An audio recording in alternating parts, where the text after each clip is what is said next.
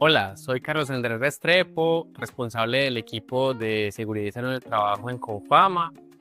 Llevo aproximadamente 14 años de experiencia. Bueno, para mí es un placer hoy acompañarlos a todos ustedes.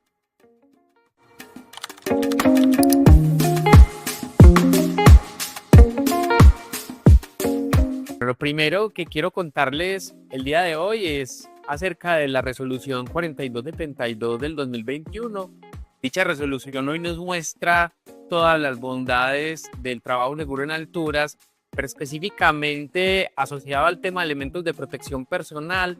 Hoy nos rige toda la línea técnica que debemos tener presentes en todo nuestro proceso en el sector servicios para tener todas las características de cuidado y protección de todos los elementos de protección personal para trabajo seguro en alturas. Con base en esta norma, nosotros nos fundamentamos en otras normas técnicas internacionales, como es la norma ANSI, la norma EN o diversas normas que nos permiten adquirir elementos que nos dan toda la plena tranquilidad de que nuestros empleados en su proceso de mantenimiento de lavado de pozos sépticos van a estar seguros. Y asociados a este proceso, encontramos otra resolución, que es la resolución 0491 del 2020, que me habla de espacios confinados. Los espacios confinados son todos aquellos espacios en los cuales existe ausencia de oxígeno. Y por ende, los elementos de protección personal para el cuidado y la respiración de las personas son de vital importancia. En este ámbito existen normas técnicas como la NIOSH, que nos permite también adquirir elementos de protección y cuidado para todos nuestros empleados. Bueno, como en todo proceso de cuidado en seguridad y salud en el trabajo, el mayor reto es desenmascarar la protección de la prevención. Todos nosotros sabemos que un proceso en seguridad y salud en el trabajo debe partir de la prevención y no tanto de la protección. Lo que pasa es que históricamente el ser humano es tendencioso a protegerse, es decir, siempre cuando nosotros por supervivencia queremos lograr algo, lo primero que buscamos es estar protegidos y no prevenidos, ¿cierto? Y eso suena como muy ambiguo, pero creo que acá lo más importante es que las personas entiendan que si bien los elementos de protección personal es uno de los parámetros en la escala de prevención de accidentes y enfermedades, no necesariamente es la primera alternativa. Pero dado ese análisis y cuando nosotros encontramos que el elemento de protección personal acá es la mejor opción, lo importante también es asegurar un adecuado protocolo, generar un confort, generar un hábito en las personas y generar una disciplina. Creo que en esas 4 líneas son los más grandes desafíos y retos que como organizaciones tenemos con nuestros empleados para que el uso sea algo más natural y no un tema de obligatorio cumplimiento, porque ahí es donde también se puede generar una vulnerabilidad, y es que cuando uno siente que los procesos de uso de elementos de protección personal son de obligatorio cumplimiento y por ende necesitan una supervisión, el día que no tengamos esa supervisión podemos caer en la tentación de no quererlos usar, y esa vulnerabilidad puede traer como consecuencia un accidente o una enfermedad. Lo primero es que, y eso lo tengo que decir, digamos, con un poco de tristeza, la mayor parte de los seres humanos a veces aprendemos desde las experiencias vividas, no solamente de nosotros, sino también de otras personas. Y cuando uno se basa en las experiencias vividas, en esas consecuencias, uno genera reflexiones. Uno dice, no quisiera vivir eso que vivieron otras personas, no quisiera caer en esa probabilidad del accidente o de la enfermedad.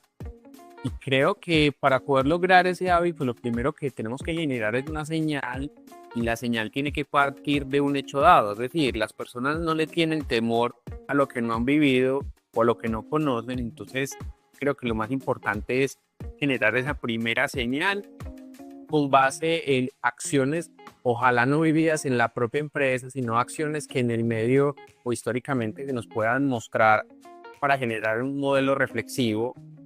A partir de allá, de ahí hay que generar una rutina, y la rutina se genera es con una programación, digamos, sistemática de un uso frecuente del elemento, teniendo presente que un conocimiento, el entendimiento del uso, el manejo, inquietudes, alertas, desechar el elemento, cómo hacerlo, es importante del conocimiento de las personas. Entonces, generar competencias y conocimiento en ellos es vital. Dos, el buen estado del elemento. Y tres, la disponibilidad y la oportunidad de la existencia de mí. Cuando yo tengo esos tres elementos conjugados y lo aplico a una rutina, las personas empiezan a adquirir o a desarrollar ese hábito, ¿cierto? Y al final tiene que existir una recompensa. Y el proceso de la recompensa es mostrarle a las personas que, dado el uso de los elementos de protección personal, no se generaron consecuencias negativas o adversas por la salud. Eso siempre es muy importante en estos temas, que es de la manera en la cual yo le logro mostrar a las personas que todo ese proceso por el cual pasaron vale la pena.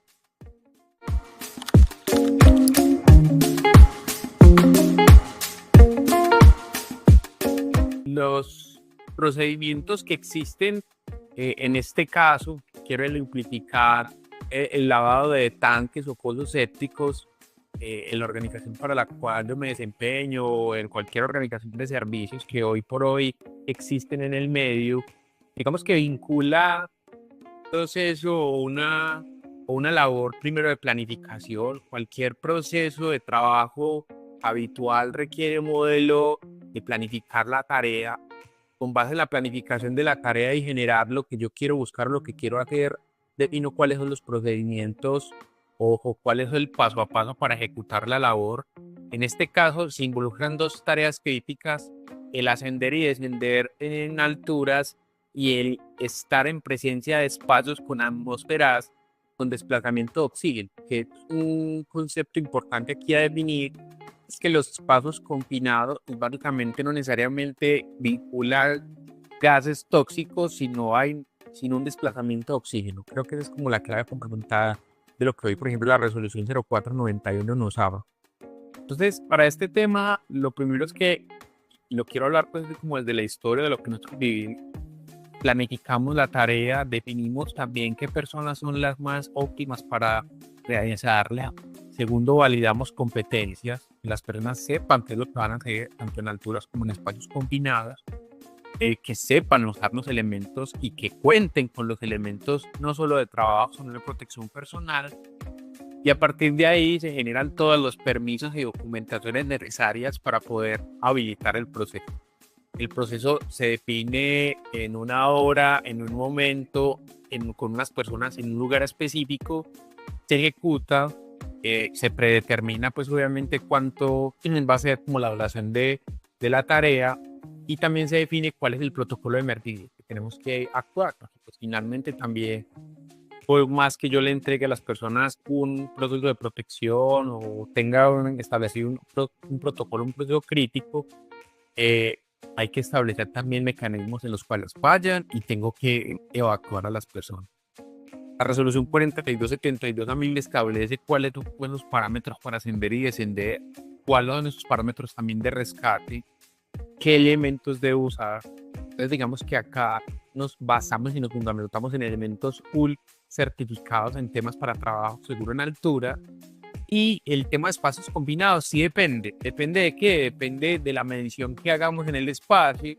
Definimos cuál es el tipo de elemento de protección personal que usa la persona, ya sean respiradores con cartuchos o ya sean, digamos, sistemas de autocontenido que permitan que las personas puedan realizar las tareas de una manera, digamos, efectiva, segura, pero que también genere como todas las condiciones para que el trabajo salga de la mejor forma. Entonces digamos que ambos capítulos de ambas resoluciones me dan el marco, nos dan el marco de actuación para poder ejecutar y también corregir en caso de que las cosas no puedan fluir.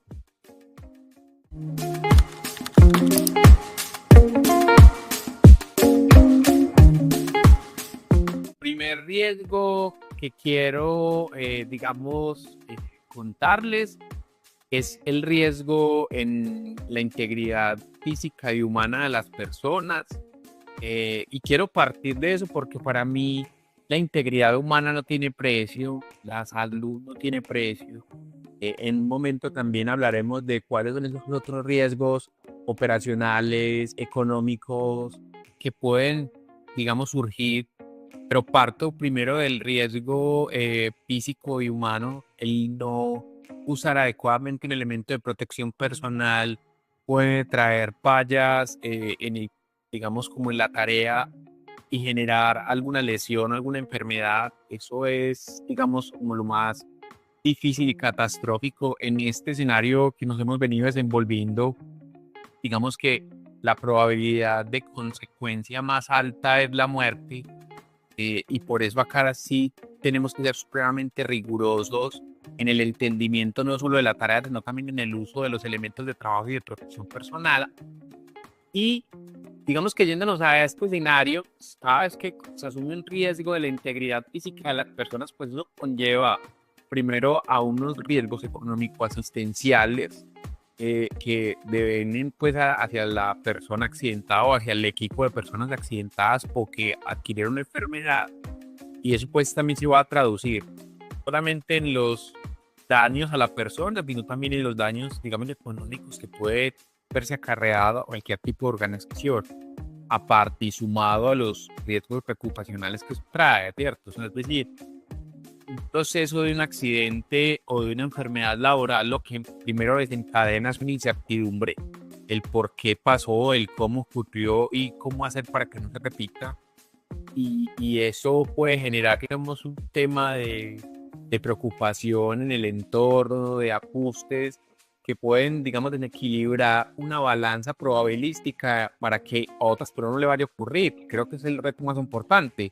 Asegurar que la persona que se accidentó, se enfermó, esté bien en caso de que se materialice, pero también cómo generar una continuidad en el negocio basado en un modelo de sostenibilidad. Entonces yo creo que ahí es muy importante mediar en ese equilibrio de los riesgos, obviamente pensando en que la materialización es el mejor escenario que se debe prevenir, pero si se materializa porque mis controles fallan, ¿cómo asegurar que todos los riesgos colaterales que pueden surgir del proceso no se materialicen y me permita generar una actividad en el negocio? Entonces, digamos que esos son como en términos generales, como los diferentes riesgos se pueden dar, uno en la persona o el tema en la salud, económicos, reputacionales, también que afectan de manera armónica la continuidad de cualquier organización.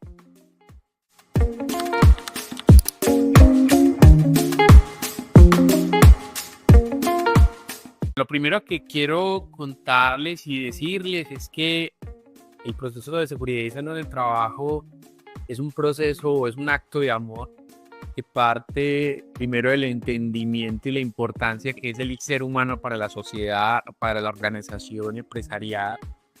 Cuando uno empieza a entender esa situación, pues ese concepto del ser humano idealiza posibilidades enormes para el futuro de cualquier empresa, y también de cualquier familia. Creo que es un acto social de reciprocidad entre lo que hoy un empleado entrega a una organización y el empleado como ser humano entrega a una sociedad. Entonces, lo primero es que vean estos procesos de cuidado emergiendo desde la prevención, pasando por el proceso de ejecución y prevención y protección, y cerrando con una tarea eficiente, en que esto es una inversión enorme no solo para la organización, sino para la vida, y que un ejercicio bien planeado trae excelentes consecuencias para la sociedad y para la organización pues, como tal. Segundo, creo que también acá es muy importante entender que los elementos de protección personal son un eslabón importante de la cadena de cuidado, pero no es la única manera de proteger a las personas. Existen múltiples factores que nos pueden también ayudar a prevenir eso que queremos lograr, y es cuidar a la gente.